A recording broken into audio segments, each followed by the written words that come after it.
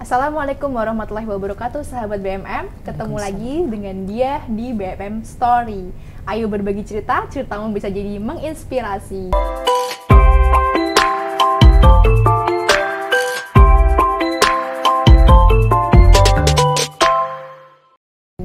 Oke, kali ini kita ketemu di momen Ramadan, istimewa dan spesial banget. Dan di episode yang perdana BMM Story ini, kita mendatangkan seorang gestar yang Masya Allah banget nih. Kita langsung sapa aja ya, Mbak Zeda Salim. Apa kabar, Mbak? Assalamualaikum. Waalaikumsalam warahmatullahi wabarakatuh. Alhamdulillah, sehat, baik. Masya Allah, Masya Allah. Mbak Dia apa kabar?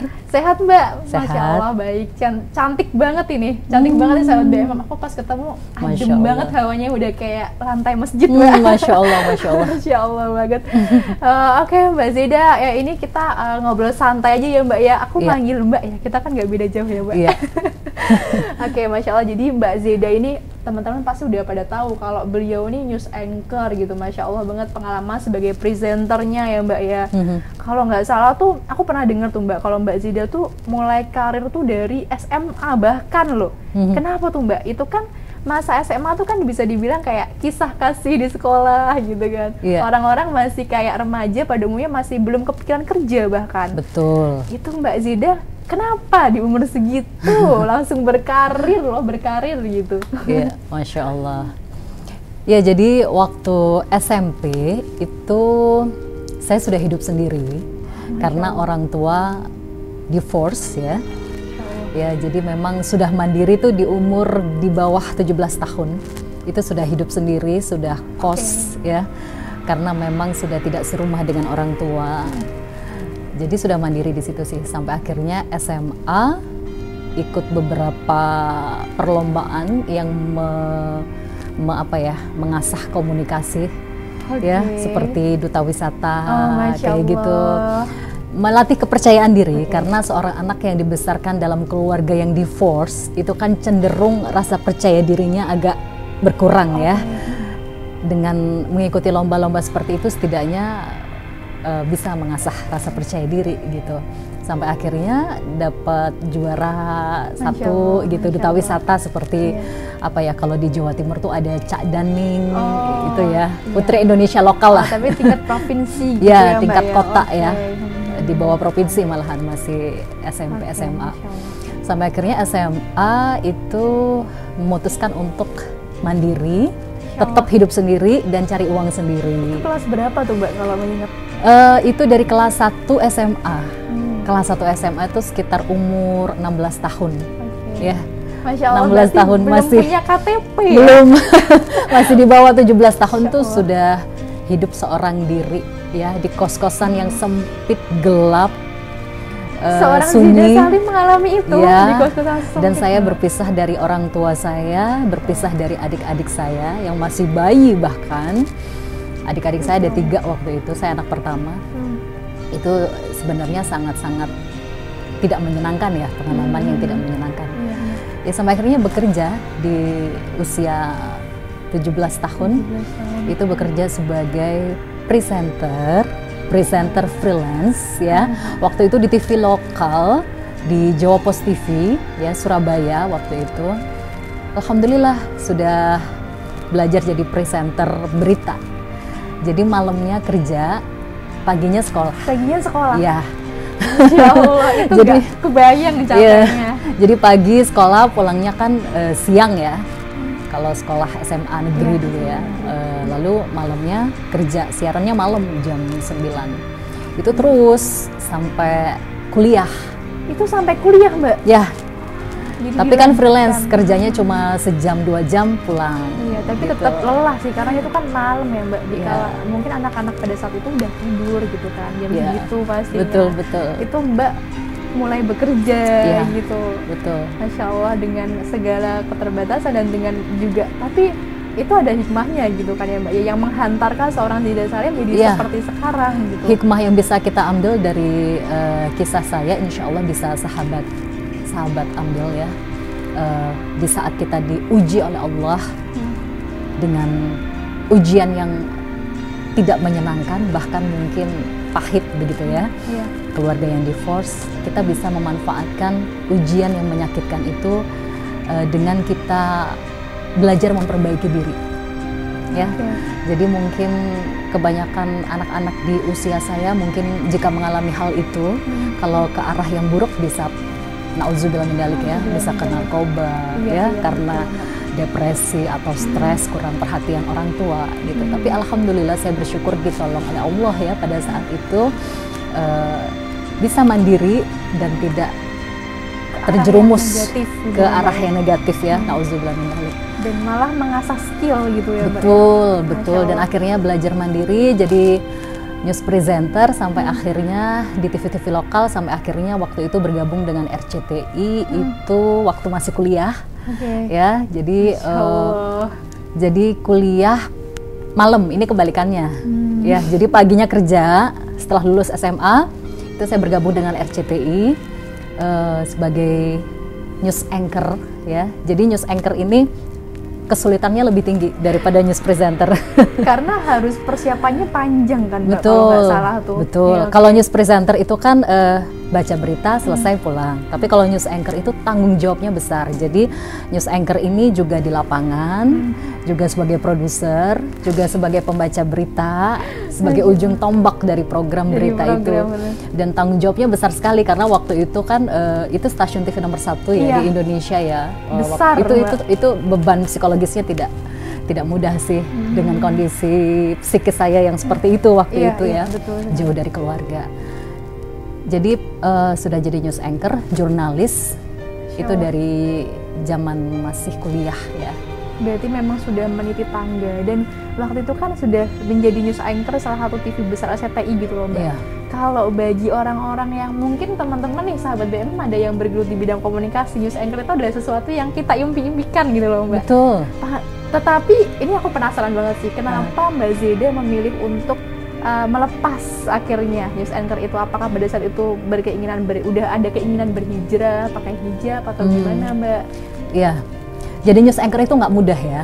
Sangat nggak mudah. Tanggung jawabnya berat, tekanannya berat, pressernya berat, dan apa ya?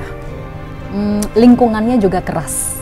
Ya kita kalau di lapangan itu bayangkan kita harus melaporkan berita secara live, langsung dilihat jutaan mata dan nggak boleh salah. Kita punya tanggung jawab moral, penampilan harus perfeksionis lah. Dan harus standby 24 jam. Dan saya di lapangan itu mungkin pemirsa atau sahabat-sahabat Uma mungkin enaknya jadi presenter, duduk manis, dilihat banyak orang, baca berita. Kalau saya cerita pahitnya, bisa news anchor itu kalau mulai dari bawah ya. Saya dulu mulai dari bawah, itu bahkan harus bawa tripod sendiri. Tripod itu beratnya seperti tangga kecil yang biasa dibawa tukang-tukang tuh. Oh ya ampun, tripod bayangkan zaman itu ya, Pak ya, belum se-portable tripodnya kamera, dan kameranya tuh nggak kamera kecil ya, kameranya tuh kamera yang besar. Bisa bayangin, saya seorang perempuan harus bawa tripod, kan karena kameramen udah bawa kamera besar, kasihan kan. Jadi saya sebagai seorang reporter waktu itu, sebagai produser juga harus di lapangan, jadi bawa tripod besar banget sama bawa mic begitu, itu sambil banjir, sambil kalau ada kebakaran panasnya gimana, kalau ada demo pada lempar-lemparan apa tuh, kalau rusuh ya, kalau ricuh. Aduh, itu pressure psikologisnya luar biasa. Dan di situ kan dituntut untuk memang tampil di kamera seperfect mungkin. Itu orang nggak mau tahu, Mbak, ya, dibalik itu. Betul. Bayangin kita sudah perang kayak gitu, tapi di layar kita harus tetap fresh. Kita harus tetap cantik, ya. Kita harus lancar ngomongnya. Itu nggak mudah. Dan itu butuh pertolongan Allah sih. Masya Allah. Butuh pertolongan Allah untuk bisa lancar ya berbicara di depan jutaan mata seperti itu. Dan ternyata skill itu didapat dari peluang pertama Mbak saat SMA ya. Dikala orang mungkin melihat, mohon maaf tadi keluarga Mbak divorce gitu kan, melihat itu sebagai, mungkin kalau kebanyakan orang ini sebagai sebuah kekurangan, sebagai sebuah hal yang pasti tidak mengenakan gitu. Tapi Mbak berhasil membuat itu menjadi peluang. Buat memiliki skill yang bahkan sekarang Masya Allah saya lihat banyak memberikan training, berbagi, bisa bagi ilmu ke banyak orang gitu kan. Itu sebagai motivasi saya ya, karena dulu waktu keluarga saya divorce itu banyak cibiran. dari lingkungan sosial. Ya gimana sih? Karena backgroundnya agamis kan Mbak? Bukan karena background agamis sih. Gimana sih kalau keluarga sudah tercerai berai itu kan potensi dicibir itu kan dijadikan besar bahan gosip lah ya Mbak. Dijadikan bahan apa ya gosip bisa jadilah pusat perhatian banyak orang, dicibir, disepelekan gitu, karena diremehkan. Itu motivasi saya pribadi waktu itu. Saya harus bisa menjadi orang yang lebih baik dari sebelumnya. Saya harus bisa menjadi orang yang membanggakan orang tua saya. Saya harus bisa menjadi manusia yang bermanfaat untuk banyak orang. Jadi itu motivasi saya. Luka-luka yang pahit-pahit itu motivasi saya untuk menjadi manusia yang lebih baik dari sebelumnya gitu. Dan tadi seperti pertanyaan Mbak Diah, kenapa tiba-tiba berhenti gitu, melepas hijab? Sebenarnya jadi news anchor ini lama ya. Saya dari SMA sampai di RCTI Jakarta itu sudah hampir 7 tahun ya. Kalau diruntut ya, sudah hampir 7 tahun waktu itu. Berhentinya itu karena saya waktu itu sudah berkeluarga ya, karena waktu itu sudah ada suami dan juga anak. Jadi waktu itu kondisinya suami memerintahkan untuk berhenti berkarir, diam di rumah gitu. Padahal kan tujuan saya berkarir itu bukan semata-mata untuk mencari uang, untuk materi ya Mbak, bukan semata-mata di situ, tapi juga sebagai aktualisasi diri, eksistensi kita ya, sebagai hiburan juga ya. Itu sebenarnya hiburan saya karena berbicara bermanfaat untuk banyak orang itu seperti dakwah ya gitu. Tapi diminta untuk berhenti itu sebenarnya ujian sih buat saya ya. Tapi ya karena Allah memerintahkan kita untuk taat pada suami, ya dengan berat hati ya akhirnya saya melepas karir. Padahal itu lagi di puncak-puncaknya tuh. Itu lagi di puncaknya dan itu stasiun TV yang gede loh Mbak. Semua orang menginginkan posisi itu gitu. Betul. Dan waktu itu saya termasuk bukan orang yang layak ya untuk masuk di situ ya. Saya hanya termasuk orang yang beruntung. Kenapa tuh Mbak? Saya hanya beruntung saja diberi kalau layak kayaknya saya sombong gitu ya. Kayaknya saya merasa saya mampu, saya layak berada di sini. Tidak, saya sih dulu berpikirnya saya bisa menjadi news anchor ya, menjadi pusat perhatian jutaan orang ya. Itu bukan karena saya layak, tapi karena saya beruntung saja, karena rahmat dari Allah saja. Tapi mungkin ditakdirkan untuk berhenti sejenak ya, karena untuk taat pada suami, ya sudah akhirnya berhenti, saya resign ya.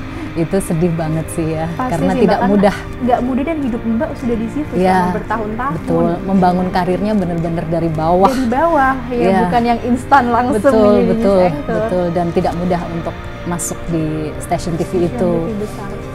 Bahkan selevel apa ya, lulusan luar negeri pun belum tentu diterima di situ. Jadi kalau saya berkaca muhasabah diri, ini keberuntungan dari Allah gitu. Padahal saya sarjana komunikasi biasa, bukan orang yang pinter-pinter banget sih, cuma dikasih keberuntungan aja sama Allah gitu. Sampai akhirnya berhenti itu karena taat pada suami. Dan akhirnya waktu itu sempat pindah ke program infotainment.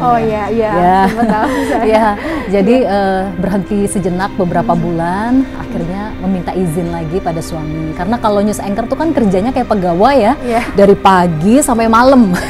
Tahu kan Jakarta macetnya gimana. Jadi waktunya udah habis gitu ya. Saya berangkat jam 8 pagi, betul. Berangkat jam 8 pagi, pulang jam 8 malam. Jadi berangkat jam. Ya, itu belum kalau siaran malam. Kalau siaran seputar Indonesia malam apalagi. Udah berangkat pagi, pulang pagi. Udah kayak Bang Toyib. Masya Allah. Iya. Makanya jadi akhirnya memutuskan untuk resign. Sebenarnya berat sekali waktu itu. Akhirnya minta izin suami untuk bawa program infotainment yang karakternya tidak jauh berbeda dengan news anchor serius gitu ya. Formal gitu ya. Ada karakter yang hampir sama di situ, pakaiannya juga sopan gitu, bukan yang infotainment yang centil terus apa gitu, tidak. Dan itu juga program yang berkarakter dan bagus juga gitu, bermanfaat juga untuk banyak orang. Jadi saya minta izin lagi untuk bekerja lagi, hanya 2 jam, 3 jam sehari ya, tapi tetap jarak jauh akhirnya ya dengan suami ya. Tapi akhirnya diizinkan. Itu bertahun-tahun sempat di Silet, waktu itu nama programnya Silet ya, program infotainment Silet. Jadi saya di jurnalis, produser, news anchor itu kurang lebih 7 tahun. Di Silet sebagai presenter infotainment kurang lebih 2 tahun ya, kurang lebih 2 tahun. Hampir 10 tahun ya. Iya, di betul. dunia produksi, baik di belakang sampai di depan layarnya langsung gitu. Kalau boleh tahu tuh Mbak, itu waktu di infotainment itu apakah sudah ada titik-titik ingin mengenakan hijab? Aku sempat kayak nggak salah lihat beberapa video tuh ada yang udah pakai hijab tapi menyiarkan infotainment waktu itu tuh Mbak, itu kan kayak jarang banget infotainment yang seperti itu gitu. Jadi waktu itu sebenarnya saya minta izin ya dengan stasiun TV-nya untuk memakai hijab karena kebetulan bertepatan dengan bulan Ramadan. Dan waktu itu saya juga sudah berhijab, jadi diizinkan. Jadi itu siaran terakhir saya. Siaran terakhir saya di program infotainment di Silet ya, itu pakai hijab di bulan Ramadan, menutup semua dari atas sampai akhir. Sebelumnya nggak pernah sih ada presenter yang di Silet ya, terutama ya, yang apalagi program gosip ya. Betul, makanya. Tapi karena itu bertepatan dengan bulan Ramadan, saya minta izin, bolehkah? Boleh gitu.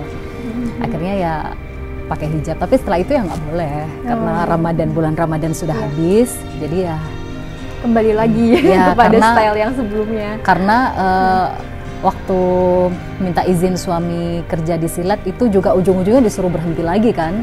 Saya flashback lagi ya, itu disuruh berhenti lagi, itu ujian lagi gitu. Dan akhirnya saya memilih taat pada suami untuk diam di rumah, disuruh pakai hijab, disuruh jadi ibu rumah tangga, nggak boleh ngapa-ngapain. Yang bener-bener di rumah ya, nggak boleh ngapa-ngapain, disuruh pakai hijab, diem di rumah. Itu stresnya luar biasa. Karena biasa berkarir dari SMA Mbak.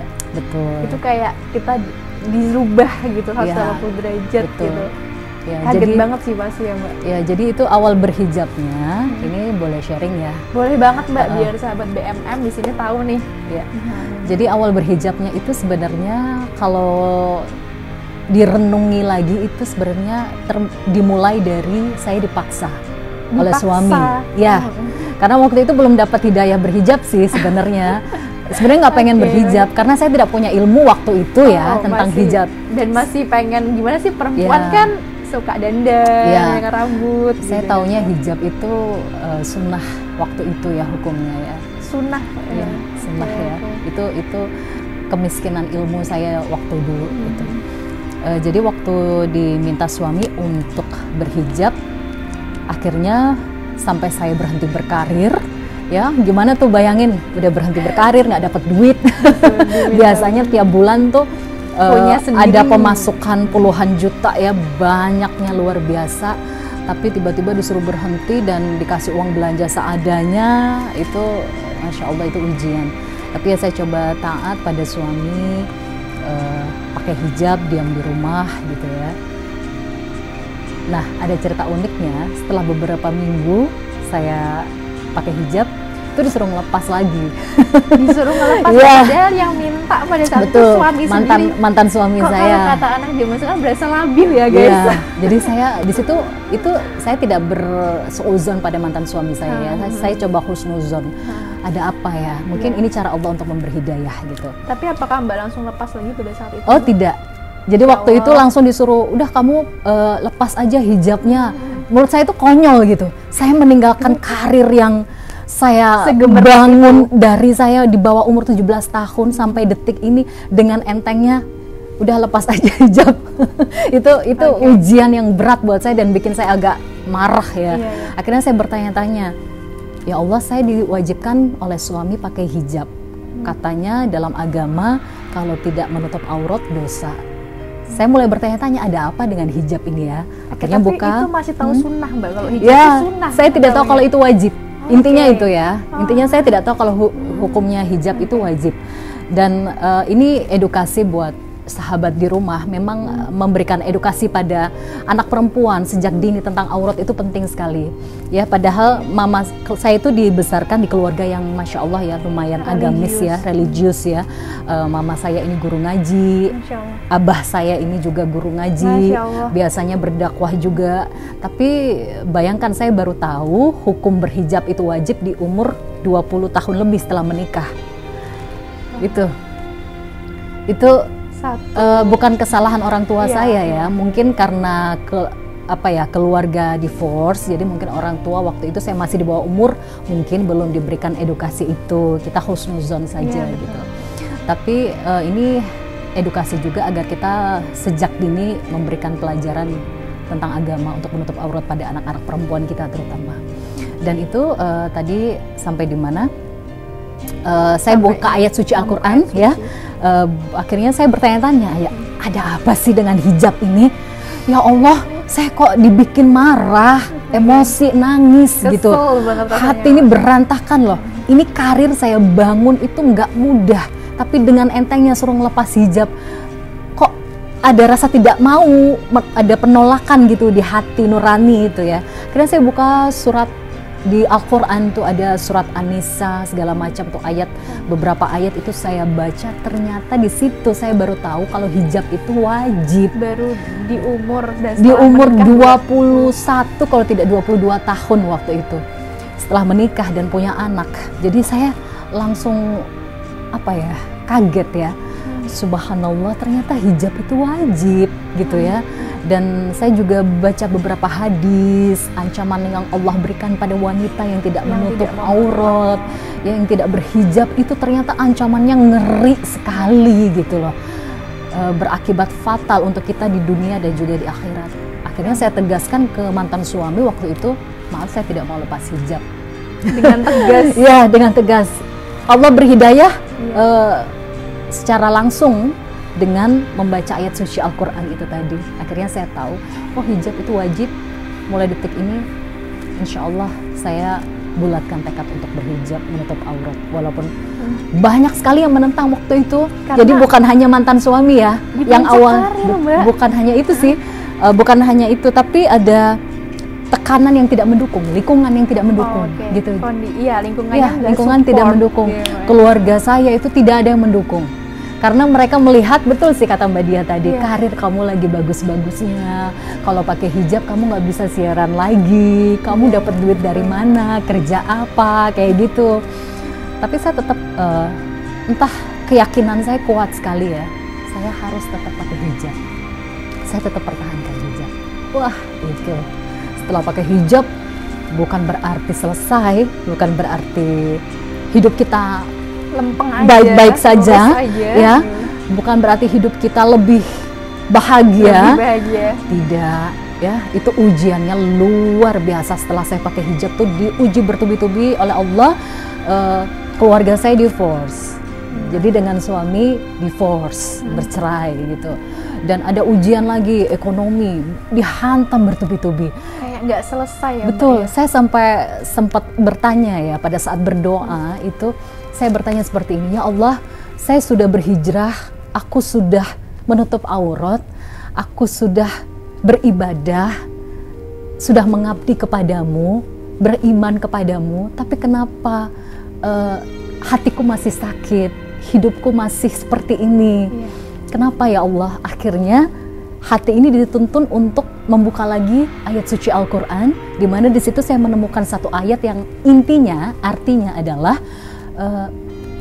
apakah dengan kamu berkata beriman, lantas kamu akan dibiarkan oleh Allah, kamu tidak akan diuji? Itu yang benar-benar membuka hati saya. Oh, berarti ini bukan karena Allah tidak suka dengan saya. Justru ini sebuah ujian. Justru ini bahasa cinta Allah kepada saya. Love language kalau betul. Ini adalah cara Allah menyampaikan kasih sayangnya kepada saya dengan ujian-ujian seperti ini. Itu ujian dan hantamannya luar biasa itu. Sempat berpikir untuk udahlah, ternyata kalau bahasanya hijrah ya Mbak, ternyata hijrah tuh sesulit ini ya gitu, capek gitu. Sempat berpikir untuk mundur nggak Mbak atau gimana? Kita pakai analogi ya, kita pakai analogi. Surga itu kan di atas, neraka itu di bawah. Kita kalau naik tangga itu capek banget pasti. Ya, kalau kita mau nggak capek ya turun ke neraka. Gitu. Kalau kita mau surga ya memang kita harus mau capek gitu. Mungkin waktu itu saya diuji di hati ya oleh Allah ya. Kalau kita mau surga ya kita mau surga dan kita mau diangkat derajat kita lebih tinggi lagi, itu yang namanya menanjak, itu kan capek lelah gitu loh. Ya, capek gitu dan lelah gitu. Bagaimana caranya agar kita bisa menanjak, agar kita kuat? Pegangan kita cuma satu, keimanan dan juga ketakwaan. Nah, itu saya bertubi-tubi diuji Allah, tidak berhenti. Tapi setidaknya ada perubahan yang saya rasakan ini Mbak Dia. Mungkin saya bisa berbagi ke sahabat ya. Apa sih perbedaan dari sebelum hijrah dan apa dengan sesudah hijrah?